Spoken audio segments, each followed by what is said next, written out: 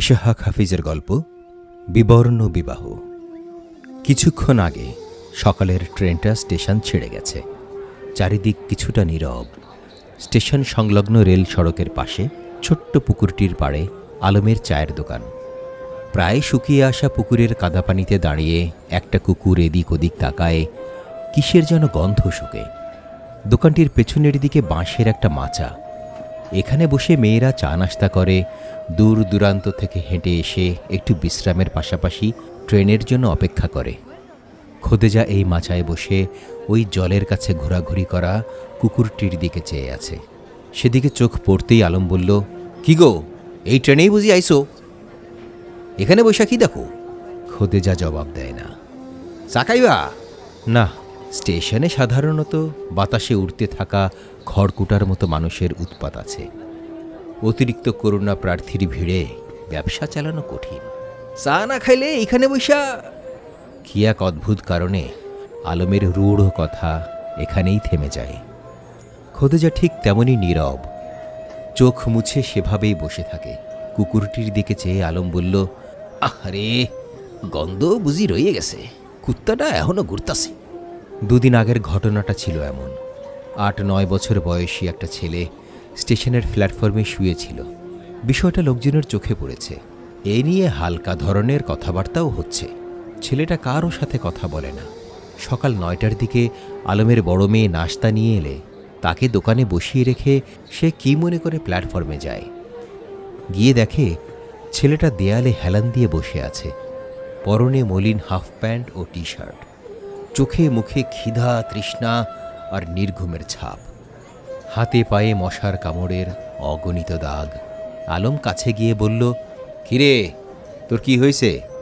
ছেলেটা আলমের দিকে এক ঝলক তাকিয়ে আবার দৃষ্টি নত করে। আলম আরও কাছে গিয়ে বসল।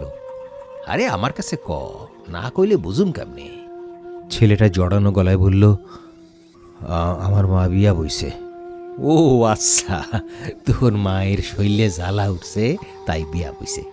কি আর করার আছে? তোর বাপ কই? আব্বা 2 বছর আগে মারা গেছে। আরে এখন তুই এই অবস্থায় কেন?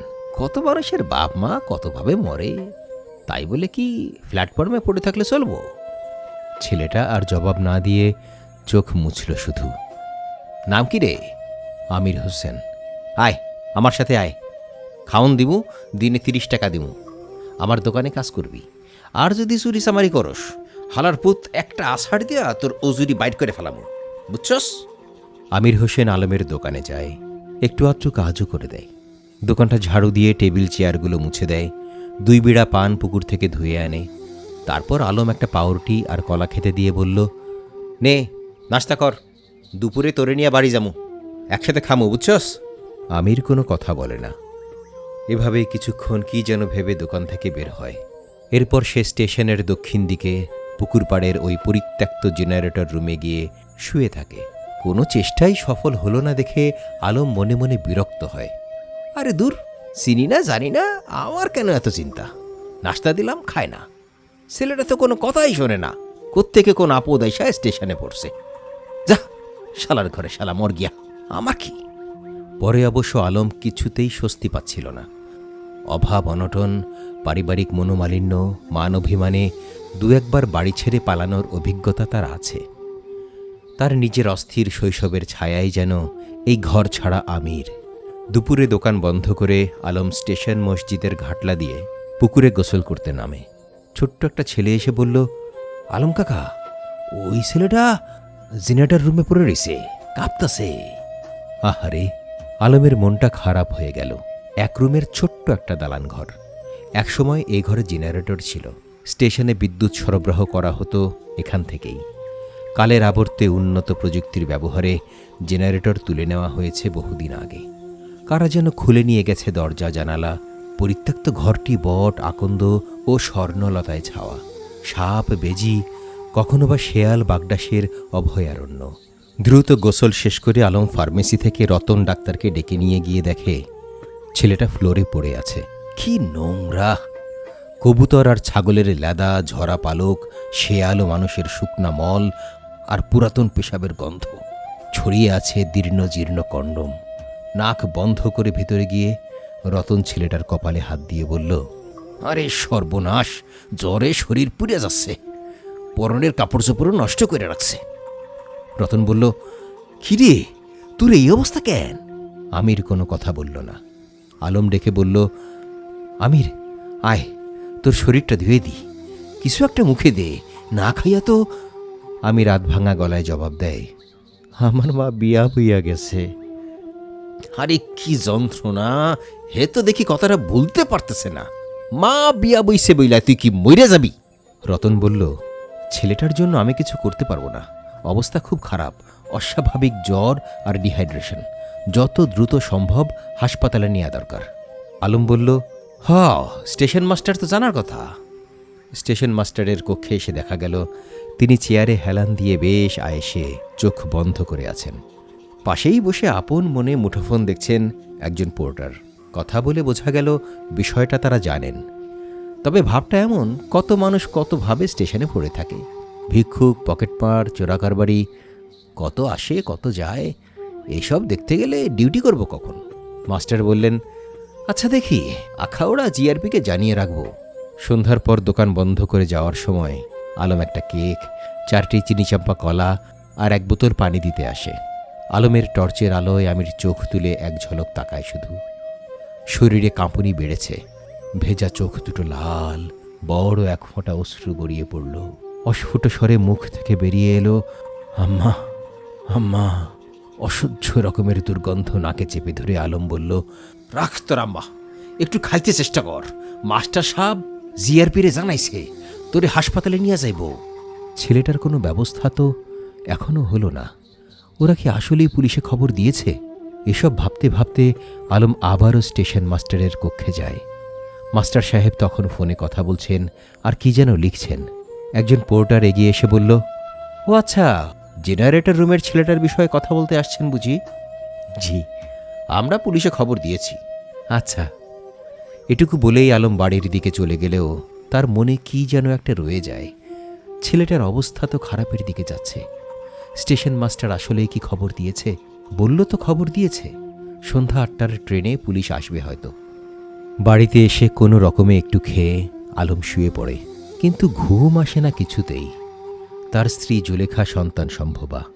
অস্থির আলম মাঝরাতে বের হতে চাইলে জুলেখা বলে, তোমার 2 মেয়ে ঘুমে আর আমার এই যখন তখন অবস্থা, কোথাকার কোন পোলা স্টেশনে পড়ে আছে ওই ভাবনায় তোমার ঘুম নাই। তোমার বউ পোলাপানের কথা কেডা ভাবে? রাত দুপুরে এখন যাইবা স্টেশনে? পাগলামির একটা সীমা থাকা দরকার। সন্ধ্যা রাতেই একলা পাইলে মানুষে শেয়ালে ঘেরাও দিয়া ধরে, আবার কোত্থেকে যেন আসে বড় বড় জঙ্গলি কুত্তা। চুপ করে শুয়ে থাকো, ঘুমাও, রাত পোহাক। দূরের কোনো এক মসজিদে ফজরের আজান শুনে আলম ঘর থেকে বের হয়। পূর্ব দিকে তখন হালকা আলো ফুটে উঠেছে। আলমের হাতে জুলেখা একটা লাঠি দিয়ে বলে, এইটা রাখো, একা যাইও না, রোকনকে ডেকে দিই। আলম আর রোকন এসে দেখে মসজিদের ঘাটলায় আবছা দেখা যায় মুয়াজ্জিন সাহেব উজু করছেন। পুকুরের ওই পাড়ে জেনারেটর রুমের পেছনে কয়েকটা কুকুরের কাড়াকাড়ি উল্লাস। ভয়ে আলমের শরীর কাঁটা দিয়ে ওঠে। হৃদয় গহীনে এক গুমরানো কান্নায় আলম মনে মনে বলে, আরে যা ভাবছিলাম, ঘটনা বুঝি এইটাই ঘটল। রোকনকে বাড়িতে পাঠিয়ে দিয়ে আলম চলে যায় দোকানে। সূর্য উঠতেই সেখানে স্টেশন মাস্টারকে উঁকি দিতে দেখা গেল। আলম দোকান থেকে দেখছে সব। দুপুরের আগেই এলো রেলওয়ে পুলিশ। মাথাটা অক্ষত, চেহারাটা ক্ষত বিক্ষত, শরীরটা নেই। ইতস্তত বিক্ষিপ্ত হাড়গুলো একত্র করে পলিথিনে মুড়িয়ে নিয়ে চলে গেল পুলিশ। ওই দিনটা গেল। পরের দিন সকালে তখনও ছোট একটা কুকুর সেখানে ঘুরে ফিরে আসছে। ছোপ ছোপ রক্ত, কালো দাগ, এক আধটু শুঁকে কখনো বা কুকুরটা কাদায় আটকে থাকা পাড়ার ভেতর নাক ঢোকায়। আলমের দোকানের পেছনে বসা খোদেজা সেদিকেই চেয়ে আছে। কি গো, তোমার বাড়ি কই? খোদেজা কথা কয় না। পোলাটা বুঝি তোমার? খোদেজা চোখ মোছে।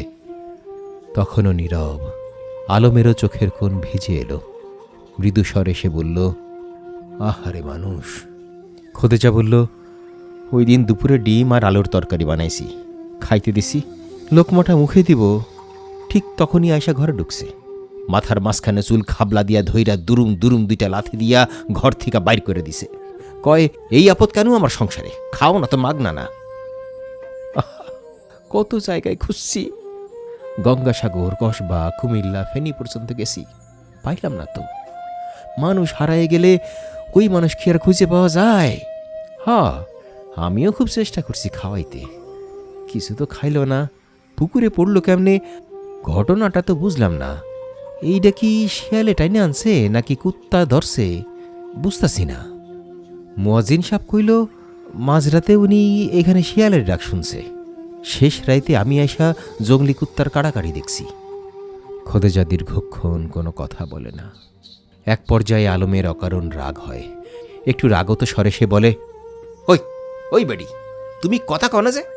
তুমি বুঝি ওর মা, পোলার কথা চিন্তা না করিয়া বিয়া বইছ? এবার খোদেজার ভাবান্তর দেখা গেল। অস্পষ্ট একটা আহাজারি চিৎকারে মাথায়, কপালে, বুকে এলো পাথাড়ি থাপ্পুর মারতে মারতে পুকুর পাড় থেকে রেললাইন ধরে সোজা দক্ষিণ দিকে চলে যায়। না না, আমি মা না রে, আমি তো মা না। আলম ঠোঁট কামড়ে দোকান থেকে বের হয়ে চেয়ে থাকে। এই দিবালোকেও তার কেমন যেন ভয় করতে থাকে। ক্রমেই ডিস্ট্যান্স সিগন্যাল পার হয়ে দৃশ্যান্তরে মিশে যাওয়া খোদেজার কান্না যেন তখনও শোনা যায়। আমি মা না রে, আমি তো মা না, আমি তো মা না।